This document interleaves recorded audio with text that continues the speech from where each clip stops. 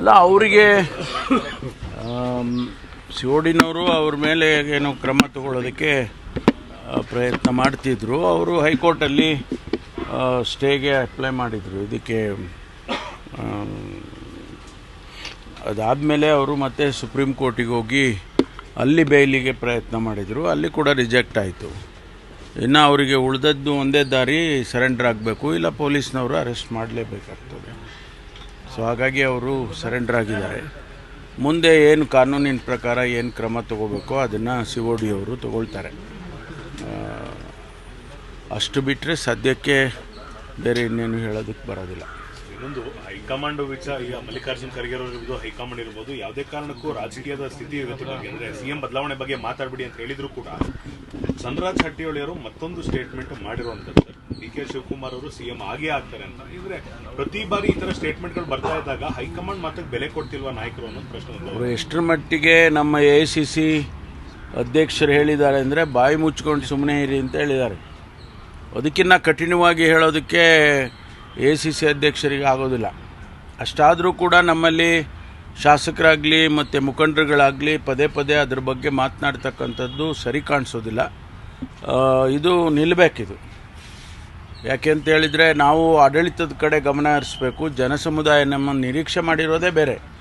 ಅದು ಬಿಟ್ಟು ನಾವು ಈ ರೀತಿ ಸಾರ್ವಜನಿಕವಾಗಿ ಇದನ್ನೆಲ್ಲ ಮಾತಾಡಿಕೊಂಡು ಒಬ್ಬೊಬ್ಬರು ಒಂದೊಂದು ಹೇಳಿಕೆ ಕೊಟ್ಕೊಂಡು ಹೋಗೋದು ಸರಿ ಕಾಣಿಸೋದಿಲ್ಲ.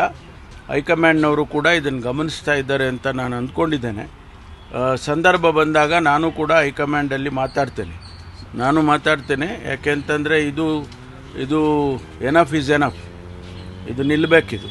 ಇದು ನಾವು ಜನ ನಮ್ಮನ್ನು ಗಮನಿಸ್ತಾರೆ. ಜನ ನಮ್ಮನ್ನು ನಿರೀಕ್ಷೆ ಮಾಡೋದೇ ಬೇರೆ. ಅಭಿವೃದ್ಧಿ ಕಡೆ ಗಮನ ಕೊಡಬೇಕೇ ವಿನಃ ಇದನ್ನು ಏನು ಹೈಕಮಾಂಡ್ನವ್ರಿಗೆ ಗೊತ್ತಿದೆ ಯಾವಾಗ ಏನು ಮಾಡಬೇಕು ಅಂಥೇಳಿ ಅದನ್ನು ಮಾಡ್ತಾರೆ ಅವರು. ಇದೇನು ಹೊಸದ ಹೈಕಮಾಂಡಿಗೆ? ಕಾಂಗ್ರೆಸ್ ಪಕ್ಷದಲ್ಲಿ ಇಂಥ ಸನ್ನಿವೇಶಗಳು ಭಾಳ ನೋಡಿದ್ದಾರೆ. ಅದಕ್ಕೇನು ಕ್ರಮ ತಗೋಬೇಕು ತಗೊಂಡಿದ್ದಾರೆ. ಕರ್ನಾಟಕದಲ್ಲೂ ಕೂಡ ಇಂಥದ್ದು ಹಿಂದೆ ಎಲ್ಲ ನಡೆದಿದೆ, ಬೇಕಾದಷ್ಟು ಸಾರಿ ಇಂಥದ್ದೆಲ್ಲ ನಡೆದಿದೆ.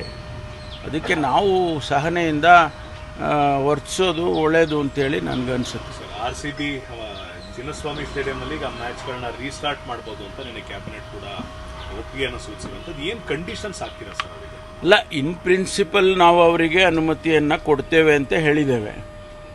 ಜಸ್ಟಿಸ್ ಕುನ್ನಾ ಅವರು ಏನು ರೆಕಮೆಂಡೇಷನ್ಸ್ ಮಾಡಿದ್ದಾರೆ ಅದನ್ನು ಅನುಷ್ಠಾನ ಮಾಡಬೇಕು ಅಂತ ಮೊದಲೇ ಹೇಳಿದ್ದೀವಿ ನಾವು. ಮತ್ತು ಅದರಲ್ಲಿ 3 ಭಾಗ ಇದೆ. ಒಂದು ಇಮಿಡಿಯೇಟಾಗಿ ಮಾಡುವಂಥದ್ದು, ಎರಡನೇದು ಸಮಯ ಕೊಟ್ಟು ಮ್ಯಾಚ್ಗಳು ಪ್ರಾರಂಭ ಮಾಡೋದಕ್ಕೆ ಮುಂಚೆ ಮಾಡಬೇಕಾದಂಥದ್ದು ಕ್ರಮಗಳು, ಆಮೇಲೆ ಮೂರನೇದು ಇನ್ಫ್ರಾಸ್ಟ್ರಕ್ಚರ್ ಏನವರು ಜಸ್ಟಿಸ್ ಕುನ್ನಾ ಅವರು ರೆಕಮೆಂಡ್ ಮಾಡಿದರು ಅದನ್ನು ಸಮಯ ತಗೊಳ್ಳುತ್ತೆ. ಅದನ್ನು ಮೂರು ಭಾಗ ಮಾಡಿದ್ದಾರೆ. ಅದಕ್ಕೆ ನಾವು ಮ್ಯಾಚ್ ಪ್ರಾರಂಭ ಮಾಡೋದಕ್ಕೆ ಮುಂಚೆ ಇಂಥದ್ದಾಗಬೇಕು ಅಂತೇಳಿ ನಾವು ಕೂಡ ಅವರಿಗೆ ಸೂಚನೆಯನ್ನು ಈಗಾಗಲೇ ಕೊಟ್ಟಿದ್ದೇವೆ.